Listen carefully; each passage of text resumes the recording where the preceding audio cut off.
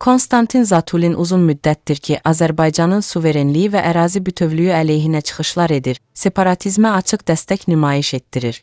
Artıq onun kimi şəxslərin destruktiv fəaliyyətinə son qoyulmalıdır. Azərbaycanın artan uğurları fonunda Rusiyada belə çıxışların yenidən meydana gəlməsi həm də cənab Prezident İlham Əliyevin Əbu-Dabidə Zayed sülh mükafatını alması fonunda baş verməsi əlbəttə ki, bu hadisənin təsadüf olmadığını göstərir. Zatulinin ardıcıl çıxışları həm Azərbaycanın yürütdüyü siyasətə kölgə salmaq, həm də Rusiya-Azərbaycan münasibətlərinə zərbə vurmağa hesablanıb. Bu sözləri Musavat Coma deputat Vüqar İskəndərov qeyd edib.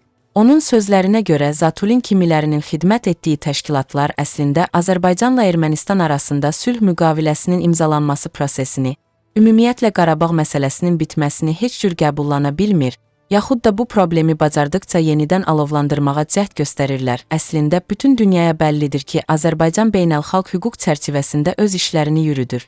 Bugün həbsdə olan separatçı ermənilərin günahları tam sübuta yetirilib və ona uyğun da cəzalarını çəkirlər. Zatulin kimiləri isə birdən-birə insansevər, yüksək humanizm təəssübkeşi olublar. Həbsdə olan yanların müdafiəçisi olublar.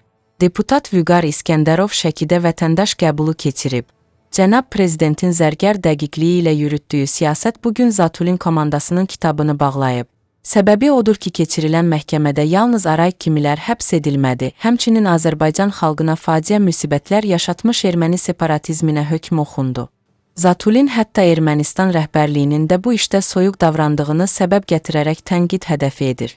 Yəni Paşinyanın məsələyə laqeyd qalması da bunlar üçün bir dərd olub. Düşünürəm ki, belə boşboğazların Rusiya dövləti özü artıq ağzını bağlamalıdır. Çünki deyilən heç bir fikir prezidentimizi qətiyyətindən döndərə bilmir. Cənab Prezident haqq yolundadır və bu yolda irəliləyir. Nəticə isə ancaq Azərbaycanın xeyrinə olur.